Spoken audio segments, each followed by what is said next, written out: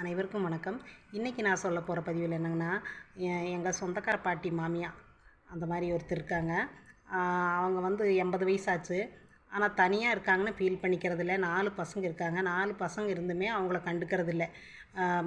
ஏன்னா 4 பசங்க இருந்து அந்த அம்மாவை கவனிக்க மாட்டேங்கிறாங்க. அதனால் அந்த அம்மா என்ன பண்ணுறாங்க, அந்த அம்மாவை விட கொஞ்சம் வயசு கம்மியாக இருப்பாங்க, ஒரு 75. இந்த அம்மாவுக்கு வந்து ஒரு 80 வயசு, அவங்களுக்கு வந்து ஒரு 75 வயசு இருக்குது.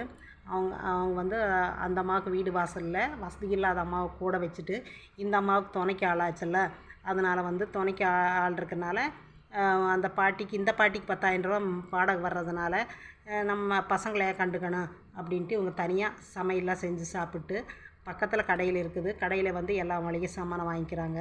சாமானமெல்லாம் வாங்கிட்டு நல்லா சந்தோஷமாக சமைச்சு சாப்பிட்டு கோயில் குளத்துக்கு போயிட்டு ஜாலியாக இருக்கிறேன். இதுக்கு மேலே என்ன வேணும் அப்படின்ட்டு நான் சாகிற வரையில் இப்படியே இருந்துக்கிறோம். பசங்களை நான் போய் தொல்லை பண்ணுற மாதிரி இல்லை. அவங்க பார்த்தா பார்க்காட்டி போட்டு நான் அதை பற்றி ஃபீல் பண்ணிக்கூடாது அப்படிங்கிறாங்க. இது சந்தோஷமான விஷயம் இல்லைங்க. நன்றி.